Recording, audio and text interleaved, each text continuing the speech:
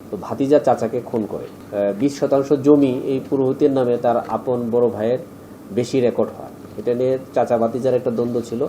গত 29 তারিখ রাত 8:30 থেকে 9টার দিকে গোপালগঞ্জ জেলার কোটালীপাড়া থানায় একটা হত্যাকাণ্ড ঘটে। তো যিনি হত্যাকাণ্ডের শিকার হয়েছেন তিনি একজন হিন্দু ধর্মের পুরোহিত ছিলেন। আমরা গোপালগঞ্জ জেলার পুলিশ সুপার স্যারের নেতৃত্বে আমরা এই ঘটনাটির রহস্য উদ্ঘাটন করেছি।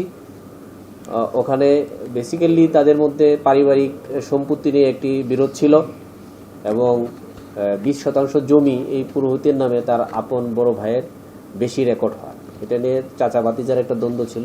তো ভাতিজা চাচাকে খুন করে। এই বিষয়টা অত্যন্ত গুরুত্বপূর্ণ এই কারণে যেহেতু সে হিন্দু ধর্মের পুরোহিত এবং দেশের বর্তমান পরিস্থিতিতে একটি মহল এই ঘটনাটিকে সাম্প্রদায়িক সহিংসতা হিসেবে দেশে বিদেশে প্রচারণা চালিয়ে এর থেকে ফায়দা লোটার চেষ্টা করছিল। পাঠাও চলো দেশি ভাইবে, পাঠাও বাইকে 300 টাকা পর্যন্ত ডিসকাউন্ট। ডাউনলোড পাঠাও অ্যাপ নাও।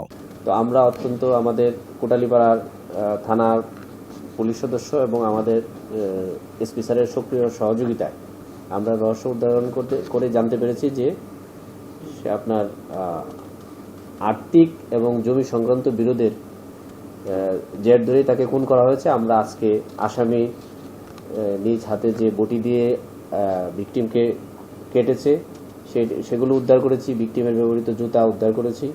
যে গামছা দিয়ে তাকে মুখে চেপে ধরে মারা হয়েছে সেটা আমরা উদ্ধার করেছি এবং অত্যন্ত আনন্দের সাথে আমরা জানাচ্ছি যে আসামি সব স্বীকার করে আদালতে 164 ধারায় জবানবন্দি প্রদান করেছে।